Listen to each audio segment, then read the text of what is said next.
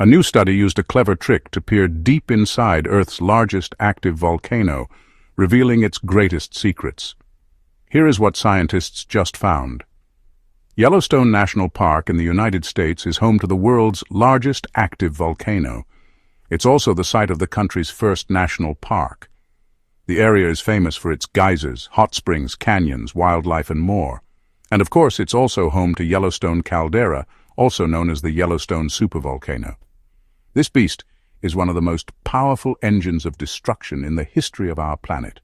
In fact, the caldera has been responsible for 3 major eruptions over the past 2 million years, all of which have been among the largest in Earth's history. The most recent was about 640,000 years ago, and was so violent that it left a crater 43 miles or 70 kilometers wide and 3,600 feet, or 1,100 meters deep. That's an incredible 280 times larger than the capital city of Washington, D.C. However, geologists don't expect this supervolcano to blow again anytime soon. Its next eruption is expected sometime between 10,000 and 1 million years from now. But this doesn't mean that Yellowstone isn't active right now. Scientists regularly monitor the volcano, and they do this by looking at seismic activity, ground deformation, gas emissions, and more. But looking into the magma chamber beneath the surface is impossible unless we drill down through thousands of feet of solid rock. And drilling that far down is impossible with current technology. So scientists had to find another way, and they recently did. In a new study published in the journal Nature, researchers explain how they developed a new method to look into Yellowstone's magma chamber without even digging anything up. The results were shocking, but before we get into the details, let's talk about the awesome people who make this video possible. Our supporters include some wonderful people, such as our highest tier supporters, whose names are listed here. We really appreciate your support, and if you want to join our amazing community, go check out our support page. You can help us keep making great videos like this one. The idea behind this research was simple, yet brilliant. Scientists would create an artificial earthquake by detonating a small nuclear charge several miles underground. The explosion wouldn't be big enough to cause any real damage, but it would be big enough to send seismic waves radiating outward from its epicenter. These waves would travel through the rocks, and when they hit the magma chamber, they would be slightly refracted, meaning the waves would change speed and direction based on the material they were passing through. And by measuring exactly how the waves changed speed and direction, scientists could learn everything they need to know about the magma chamber. It's called seismic tomography, and it's essentially the same technique doctors use when they use sound waves to produce an image of someone's heart.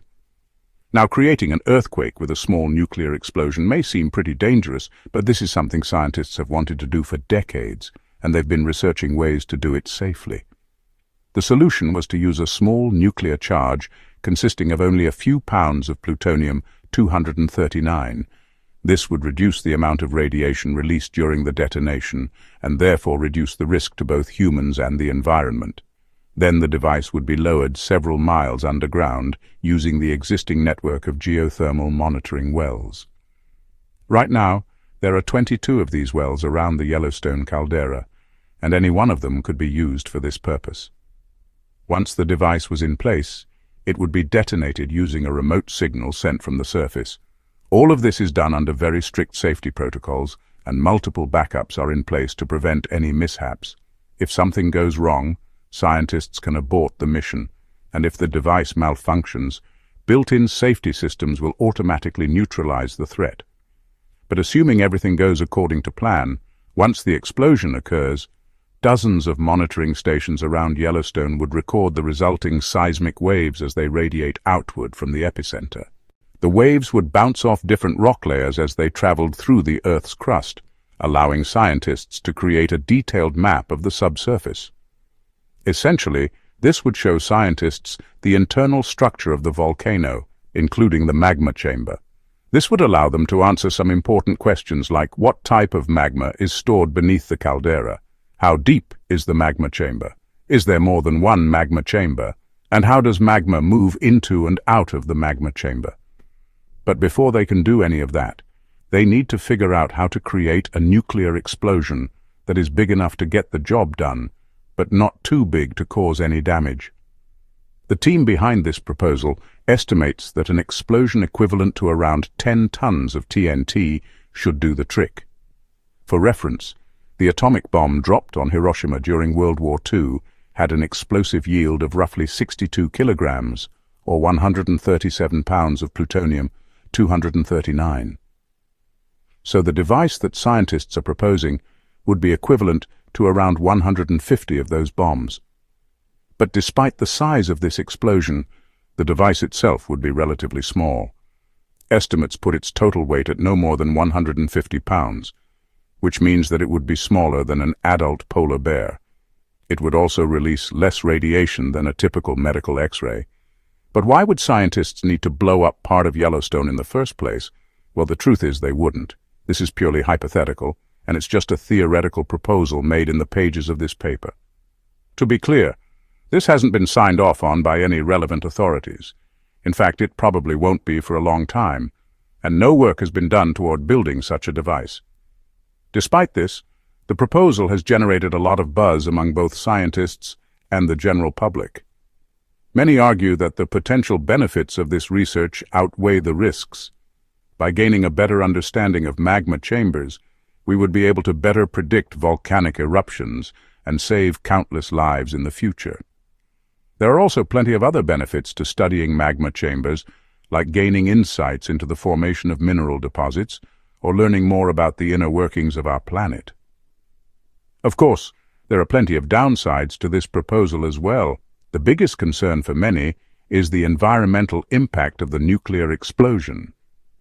Even though the device itself wouldn't pose much of a radiation risk, the explosion would definitely disturb the local ecosystem, and there's no telling what kind of long-term effects this could have.